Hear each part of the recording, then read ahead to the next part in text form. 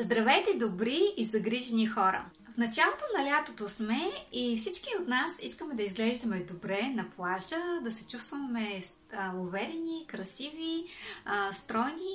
И ако сте забелязали, че сте качили някой друг килограм, за който все не намерихте време да свалите през изминалите месеци, останете с мен до края на видеото, защото ще ви дам няколко много лесни практически съвета, които ще ви помогнат без много усилия и много лесно да свалите тези няколко килограма, които ви пречат толкова много на самочувствието. Искам да ви накарам да се замислите защо толкова често ние си позволяваме да неглижираме нашето здраве и буквално понякога да злоупотребяваме с нещата, които толкова много обичаме.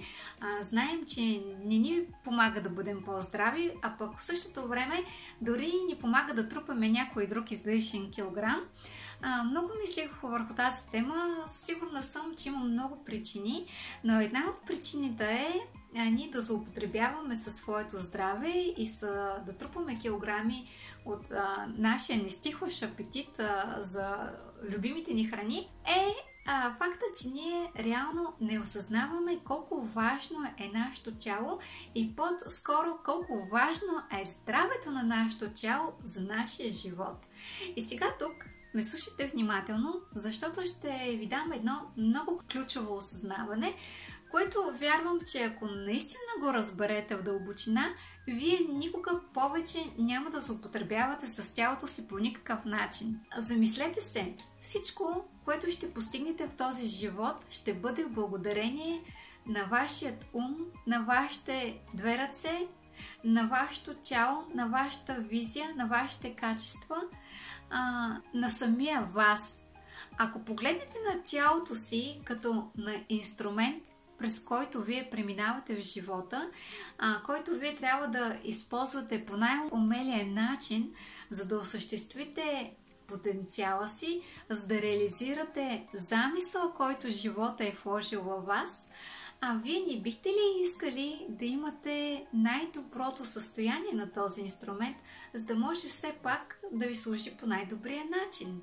Едва ли ще може да изпълните своята задачка през този си живот, ако вие не сте здрави и когато не сте здрави, вие не можете да използвате пълноценно всички ваши ресурси. Не може да ги развивате, защото непрекъснато се занимавате с лечение на някоя болест или с свалянето на някакви килограми или с боренето на някакви зависимости. Изцяло съзнанието ви е погълнато върху нещо съвсем различно и несъществено, вместо това вие да живеете твоя най-висш замисъл. Започнете да гледате на тялото си като ваш инструмент, с който вие ще постигнете не просто мечтите си, а с който вие ще осъществите замисъла, който живота, природата или там някаква сила е вложила във вас. В момента, в който вие започнете да гледате на тялото си по този начин, вие ще бъдете много отговорни към него и ще ви бъде много трудно да злоупотребявате с него. Вие не живеете във вашето тяло, а вие осъществявате себе си чрез вашето тяло, чрез вашия ум, и за да го направите по възможно най-пълноценния начин, по възможно най-ефективния начин, те трябва да бъдат в съвършена форма. И тук идва вашата отговорност. Никой не разполага с тялото ви и с ума ви, вие разполагате с тях. И отговорността как ги използвате всеки ден, какво правите с тях всеки ден, 24 часа от денонощието, си е изцяло ваша. И нека това ключово осъзнаване малко ви събуди и ви мотивира да се вземете в ръце и да гледате на тялото си като нещо скъпоценно, единственото нещо, което ще притежавате буквално през целия си живот и чието състояние в голяма степен зависи от вас, а от състоянието на вашето тяло, от здравето на вашия ум, на вашето сърце, зависи как преживявате живота си. Разбирайки това, вие трябва да бъдете наясно, че всичко, което правите, оказва въздействие върху вашето тяло и съответно върху вашето здраве и върху вашия живот. А как да си върнете в тези килограми, за които все не намерихте време и мотивация, останете с мен до края на видеото и ще разберете.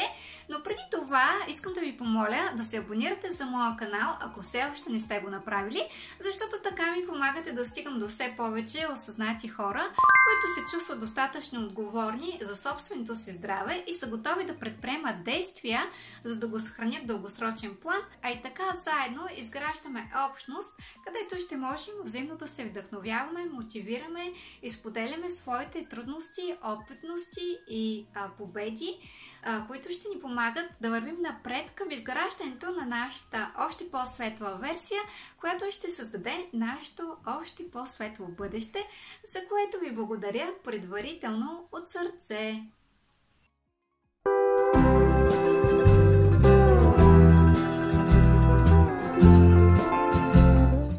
Сега слушайте внимателно, защото ще ви дам най-лесния вариант, по който може да свалите килограмите си.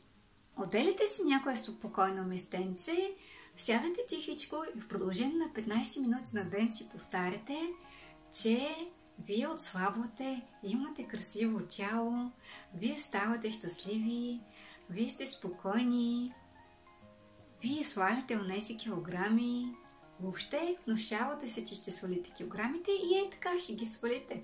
Сериозно, нали не ми повярвахте, че ще станат така нещата? Ако ставаха така нещата, всичко ще да е много лесно. Но ви, за съжаление или за щастие, живеем в причинно-следствен свят и всяко нещо, което правим, си дава някакви последствия и предизвиква някакви резултати. И ако вие искате да предизвикате различни резултати от тези, които сте получили по отношение на тялото си, всъщност и не само по отношение на тялото си, но в момента говорим за него, вие трябва да промените своето поведение. И ако през изминалите месеци е имало нещо, което сте повтаряли и ви е било трудно да се откажете от тези вкусни храни или пък не обичате да спазвате диети, като мен, сега е моментът да ви зарадвам, защото наистина ще ви дам няколко елементарни съвета, които ако ги приложите във вашето ежедневие, който и да е от тях или всички заедно, вие несъмнено за около 10 дни до 2 седмици ще свалите онези няколко килограма, които ви пречат да блестите в най-хубавата си форма през идните летни дълги дни. Съвет, който искам да ви дам, е да увеличите количеството на вода. Ако през зимата сте пили около литър и половина-2 на ден, сега може да го увеличите до 2,5-3,5 литра на ден. И без това в летните горещи дни телата ни се обезводняват и ако пием повече вода, ние не само ще се чувстваме по-свежи, но ще избегнем дехидратацията. А и пиенето на повече вода, ние ще се чувстваме по-свежи и по-жизнени и нали знаете кога да пиете вода? 15 минути преди ядене и час и половина след хранене. Ако успеете да спазвате тези правила, пиенето повече на вода в точното време и най-вече, ако по възможност да е хубава жива вода, това определено ще спомогне да свалите някой друг килограм и заради ускорения процес на прочистване на ненужните токсини и мазнини от вашето тяло. Друго нещо, което ви съветвам да правите, е да вечеряте около 6 и 7 часа. И след като се навечеряте, да не се храните с абсолютно нищо до следващата сутрин. Това е много лесно да го правите, защото не изисква от вас да ядете определени неща, дори определени количества, но ако твърдо за себе си решите, че последното ви ядене е в 7 часа, до следващата сутрин не се храните с абсолютно нищо, никакви малки похапвания, никакви дъвки, никакви снаксове, никакви шоколади, абсолютно нищо. Ако успеете да го направите така, сами ще видите как много бързо ще се ускори вашия метаболизъм и вие ще започнете да сваляте килограми още на 3-4 ден. Разбира се, ако нямате някакво хормонално нарушение или някакво друго заболяване. Това е най-естественото нещо, което ще се случи. А и най-добре е това да ви остане като навик, защото по-рано вечеряме, толкова повече време имаме стомахът ни да обработи храната и когато дойде време да си лягаме, 10-11 часа, тялото ни ще се чувства спокойно и наистина ще си почива, а нямате първа да се занимава с храносмилане, което се случва, ако сме вечеряли 8 часа.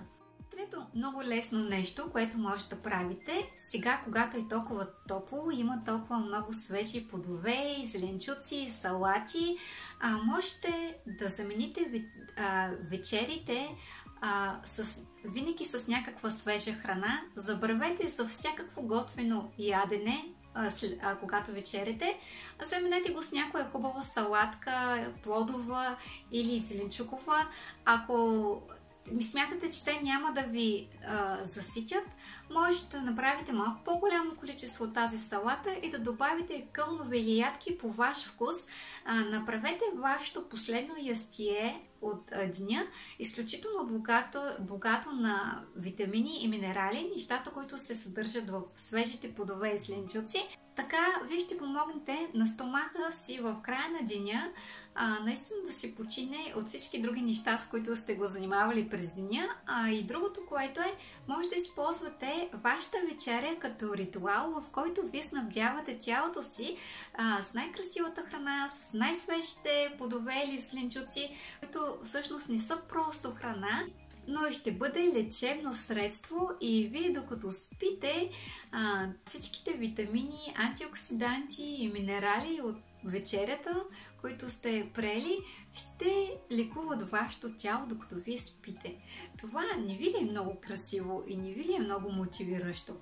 Аз мисля, че много ви хареса тази идея. Не ме слушайте и не ми вярвайте, а просто си направете сами за себе си този опит и сами вижте как ще се чувствате след 10-тия ден. Ако се чувствате по-свежи, по-жизнени, по-весели, по-оптимистично настроени през деня и по-леки най-вече, не усещате тялото си тежко и тромово, но си усещате с лекота и най-вече чувствате се щастливи и как изглеждате, това означава, че това е доста правилен подход към вас самите. И много лесно да го направите.